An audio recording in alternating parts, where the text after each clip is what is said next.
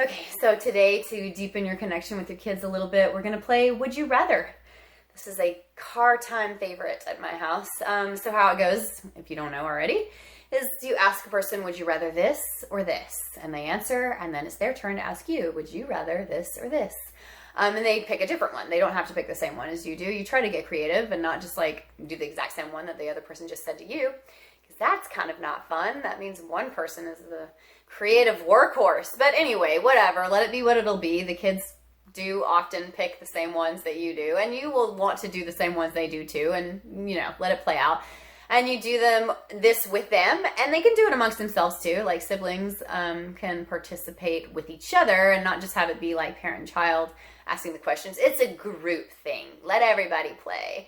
But what I love about this, and of course, you're going to take it to the ridiculous. Like the most obvious thing to do with Would You Rather is like these outlandish, crazy, ridiculous things. And you should go there, because that's the really playful, juicy stuff. Like, would you rather eat boogers or smell farts? Or, like even more outlandish than that.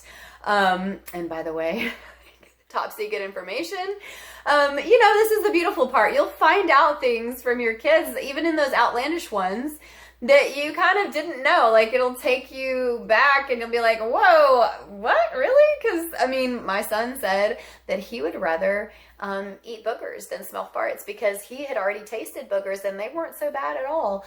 Certainly not as bad as smelling farts. So, it's like his logic was amazing.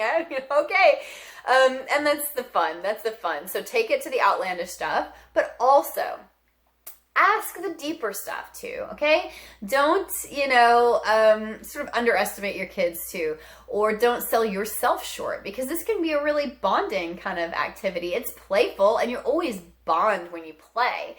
But you could put in some real questions too, like questions that are relevant to your lives, like if you're anticipating a move or contemplating it, ask them, would you rather live by the beach or close to your grandma?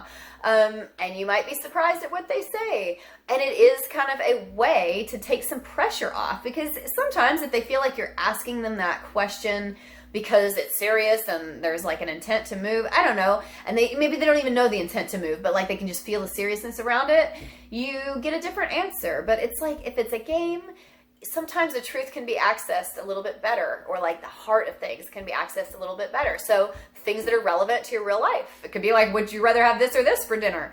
And get some good decision making going for dinner, because they never help you decide on that. Or it could be deeper than that. Maybe not just like the practical everyday relevance, but like, would you rather be sad over this or this? To get to know their heart, or if you had to cry, would you rather cry over this or this? And see, what their heart is like, what things in there they might prefer. Let them explore what their heart is like, because really you're asking them to inquire in themselves, and that's an important thing to start with your kids too. Self-inquiry, and like, are they looking inward sometimes and not just looking outward and like understanding the world out here, but like starting to explore the world in here too. And again, it's beautiful to kind of hear their answers, and telling and surprising, and you'll know right away, like, wow, we are kind of deepening, because I didn't know that part of them or their heart or whatever. And they can ask you too, which I think is an equally beautiful thing, because sometimes kids forget that your inner world is something that they can participate in too, because they kind of see you as the authority, or I don't know, they don't think to ask those questions because they haven't quite deepened there yet themselves in their own growth and development. But like hearing some vulnerability from a parent too, hearing what I would rather cry over, I would rather cry over, a misunderstanding than a loss, or, something like that.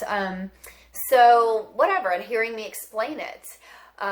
Or them hearing where I'd like to move and why, and you can add the whys or not. Usually this does kind of unfold into further discussion.